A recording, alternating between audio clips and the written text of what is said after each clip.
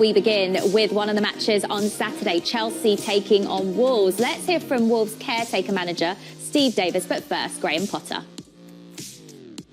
They've got a lot of talented players. You can't control the opposition's situation.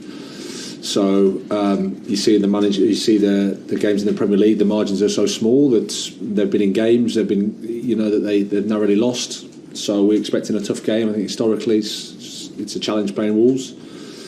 So we have to be recovered and ready and positive and looking forward to the match.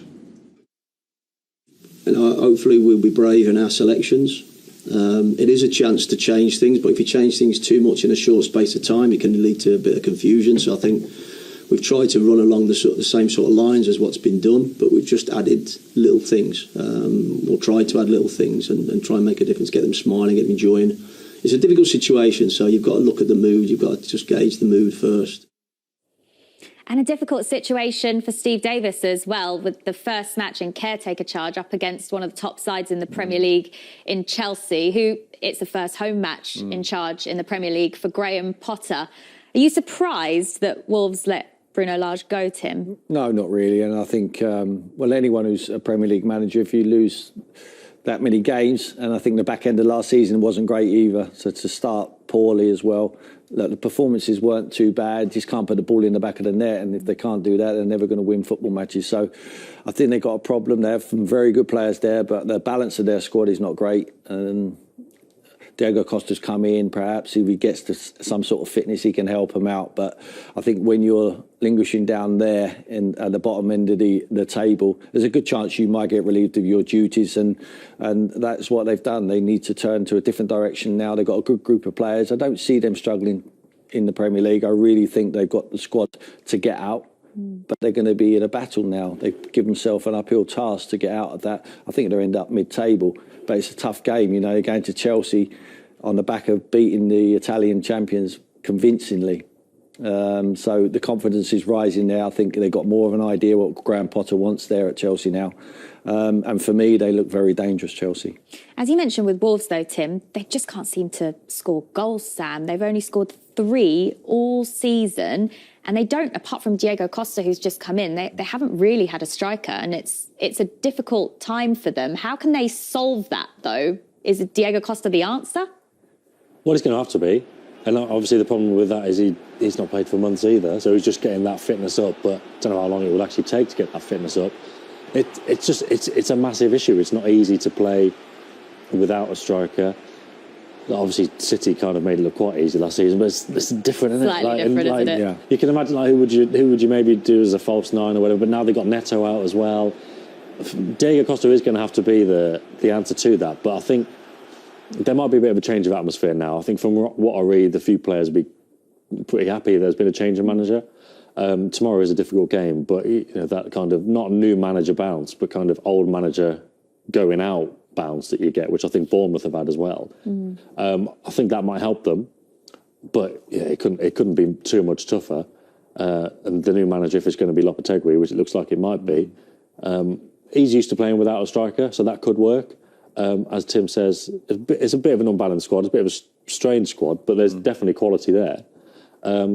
So I think long term, like Tim says, it'd be fine, but very short term, tomorrow, a lot less fine, I think. That will be tough. Well, defensively, they're going to have a job on their hands because Chelsea are going to want to score goals and win the game, of course, Tim. But defensively, has that been an issue for Wolves this season as well? How much of a miss has Connor Cody been? I mean, last week we saw Neves playing in a back 3. Yeah, that's not ideal. Someone who's 5'7" to play centre, the ball player, midfield player, to go and play there in a tough league. We know how tough this. It's good if you're going to have the ball, but they're not going to have the ball, are they? No, plenty of the ball to pop it around. I mean, they've got to have a clinical striker. When you're not creating so many chances, you need someone who's going to take the chances. And they've leaked goals all season. Connor Cody's a huge miss. They wanted to change their way. They want to go to a back 4 now rather than a back 5. Connor's suited to a back 5, but it's not only what he gives you on the pitch, but in the dressing room as well, with leadership qualities. So they're going to have to find a different way. I still believe they've got the quality, but this is a big game for them. For Steve Davis, it's going to be very difficult. Because I think Chelsea are on the turn. I really do think they're on onwards and upwards for Graham Potter's side. Yeah, we've seen 3 matches for Graham Potter with Chelsea now, but 2 of those have come in the Champions League, Sam. What have you made of them so far? How much can you read into those 3 matches in terms of what we might expect from Chelsea going forward? Yeah, not a lot. And I know on these shows and just journalism in general, we'll always get sucked into the optimism. And obviously they won 3-0 the other night, really impressive performance against a really difficult team. And that you could easily term that as like lift-off. And I'm sure it will be.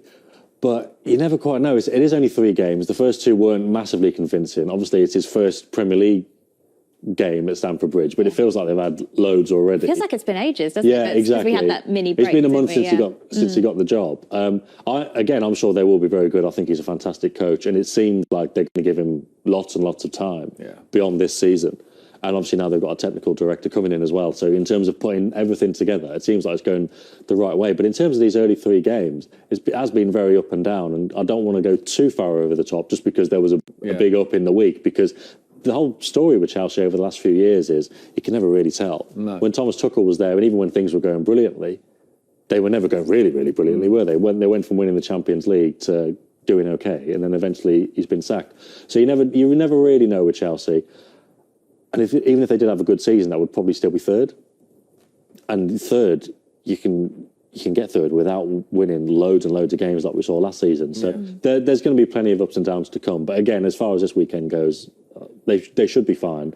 But I don't want to get carried away too early. I think he's had a little time to look at them now. Aubameyang's getting fitter and fitter. I mean, he scored a great goal against Palace. Conor Gallagher scores late on, fantastic strike.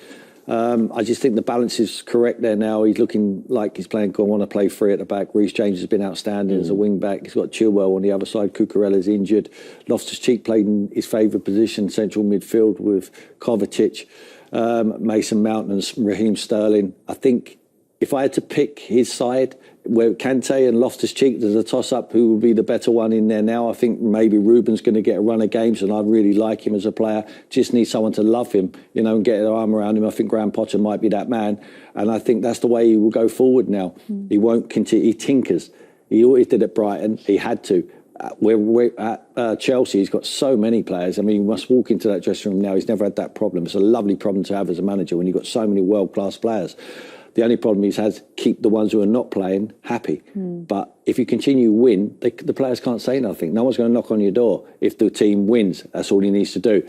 But it's a completely different job to what he's had before. You lose 3 games at Chelsea, you're under pressure.